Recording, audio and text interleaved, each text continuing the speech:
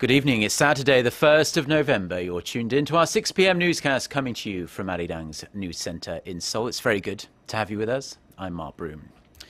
Our top story this evening, some 200 days after that mid-April morning that will be forever etched into Korea's history, the nation's rival political parties have finally reached an agreement on 3 bills related to the sinking of the Sewol-ho ferry. Part of the deal will see the victims' families have more of a say in selecting who will participate in the investigation. Our Choi You-sun starts us off. Ending more than 6 months of political wrangling, the country's main rival parties have agreed on a package of bills related to April's ferry disaster. The two sides' floor leadership, which at times were reported to have quarreled loudly during last-ditch negotiations Friday, agreed to put the 3 bills to a parliamentary vote on November 7th. As for the much-disputed probe into the ferry accident, the parties have partially accepted the victims' families' demand for a greater voice in selecting the investigators, allowing family representatives to suggest the head of the special probe committee.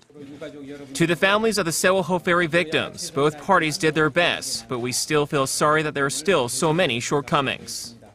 And as the rival parties had previously agreed, the families will have power to veto candidates for a special prosecution carrying authority to indict. As for government restructuring to bolster the nation's safety management, a new safety ministry will be set up under the Prime Minister's office. But the opposition side accepted the ruling party's proposal to dissolve and reorganize both the Coast Guard and the National Emergency Management Agency under the new ministry, albeit each having autonomy over personnel appointments and the budget.